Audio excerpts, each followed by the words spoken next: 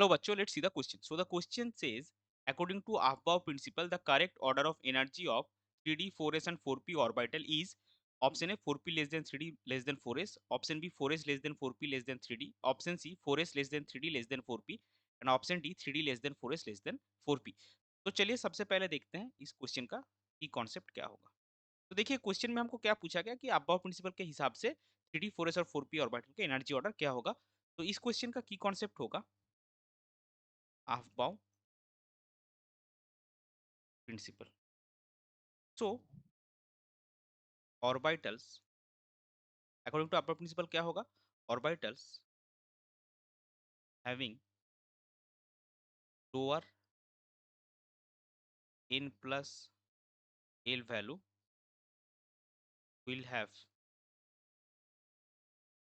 lower energy and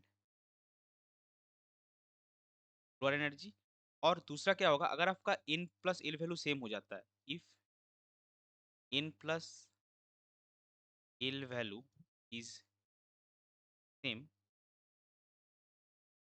orbital with lower n value will have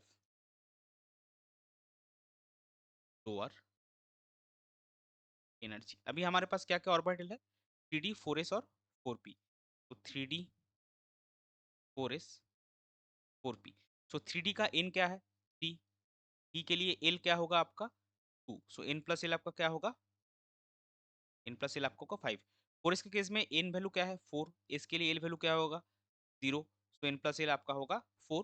और 4p के case में आपका n वैल्यू 4, l वैल्यू आपका 1, सो 4 plus 1 होगा 5। सो एनर्जी ऑर्डर हमारा क्या आएगा, एनर्जी ऑर्डर अगर आप देखेंगे,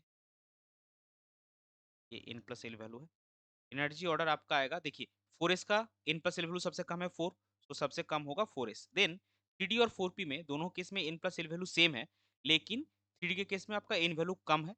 सो 3d और 4p के बीच में 3d का एनर्जी कम होगा फॉलोड बाय 4p। सो आपका करेक्ट ऑर्डर क्या होगा 4s 3d 4p, जो कि ऑप्शन सी में है।